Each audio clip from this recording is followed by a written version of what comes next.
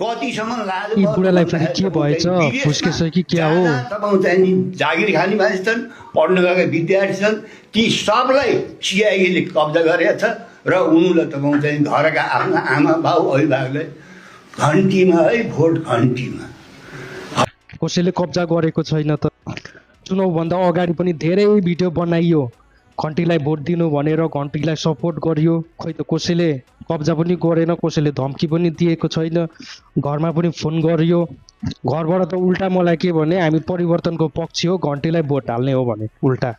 अब के भन्नु मैले अब मलाई न सिआइएले धम्की दिएको छ न मलाई रवि लामिछानेले पैसा दिएको छ आफ्नो मनले देशमा परिवर्तन हुनुपर्छ देशमा युवा प्रधानमन्त्री हुनुपर्छ देशमा पढे लेखेको मान्छे अब आउनुपर्छ भनेर सपोर्ट पनि गर्यो भिडियो पनि 2/3 सरकार पनि रासपालाई दिलाइयो अब कसले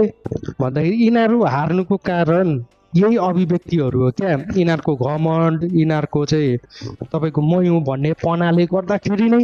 योपालि चाहिँ यिनीहरूको झर्लाम झुर्लुममै गएको हो अब विदेशमा हुने नेपालीहरूलाई मेरो यहीँबाट प्रश्न छ यो भिडियो मार्फत प्रश्न तपाईँहरूलाई कसले चाहिँ त्यसरी सिआइएले ताकेर त्यसरी जबरजस्ती फोन गर्न लगाएर भोट हाल्नु लगाएको छ भने चाहिँ कृपया मलाई कमेन्ट गर्नुहोला होइन तपाईँहरूको मनले आफैले तपाईँले सपोर्ट गरेको हो भने पनि कृपया कमेन्ट गर्नुहोला है त धन्यवाद